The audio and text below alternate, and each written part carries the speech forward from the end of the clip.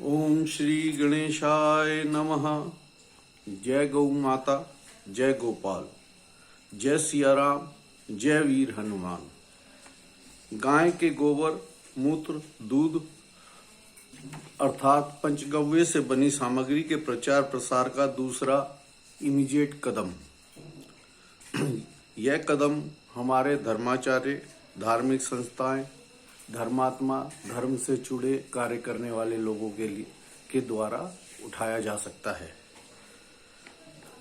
जैसा कि हम सब जानते हैं कि हम लोग धर्म के कार्यों में बेहिसाब पैसा खर्च करते हैं। आज के समय में कालनेमियों की संख्या बहुत ज़्यादा बढ़ गई है, जिसकी वजह से धर्म का पैसा धर्म पर नहीं लग पा रहा है। क्योंकि धर्माचार्य, धार्मिक संस्थाएं जो भी धर्म के प्रचार प्रसार में लगे हैं और गौ की रक्षा करना चाहते हैं, उनके लिए कुछ सुझाव दिए जा रहे हैं, जिनको और भी अन्य सुझावों के साथ जोड़कर कार्यान्वयन किया जा सकता है। जैसे कि जो हमारे शास्त्री लोग हैं, जो पूजा पाठ कराते हैं, हवन कराते हैं, वो इस चीज का निश्चय कर ले कि बिना गोबर के लेप के या बिना गोबर की लकड़ी के और अन्य गोबर की सामग्री के बगैर कोई हवन नहीं कराएंगे।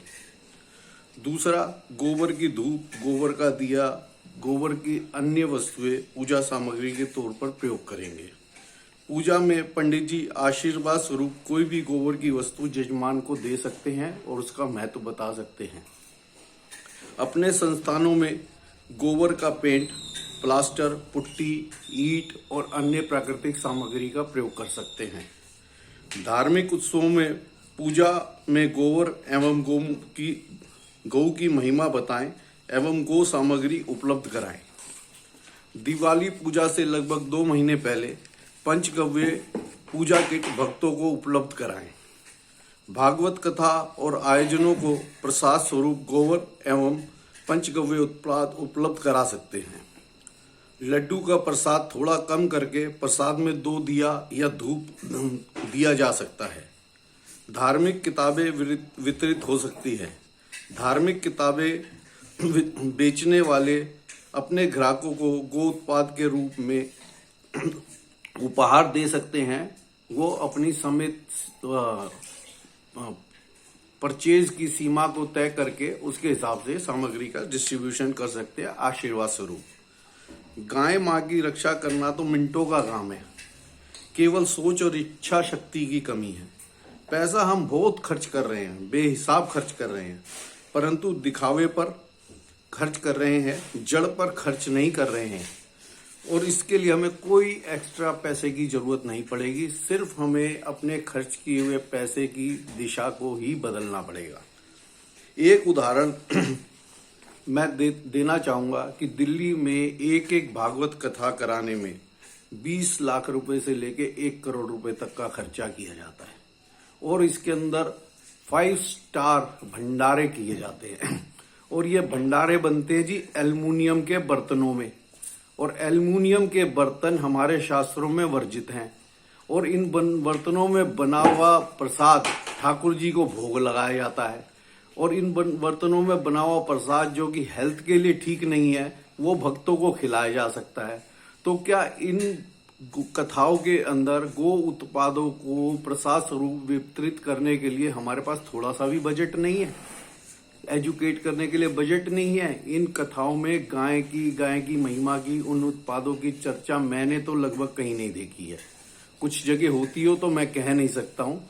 दिखावे में, शोशागिरी में हम दुनिया भर का पैसा खर्च करते हैं, पर हमारा दिमाग ये नहीं जाता। और एक मजे की बात हो रहा है, ये कथा है ठाकुर जी, और ठाकुर जी दीवाने हैं गाय के, और हम सब कहते हैं गौ की रक्षा करनी है।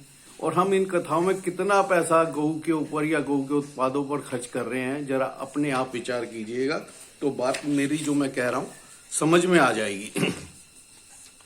समस्या ये है कि हमारे धर्माचार्य, जिनका कार्य है हम लोगों का मार्गदर्शन करना, पथ भ्रष्ट लोगों को सही मार्ग पे लगाना, हुआ क्या कि वो हम जैसे पथभ्रष्ट लोगों के साथ रह रह के खुद ही हमारे पद पर चलने लग गए।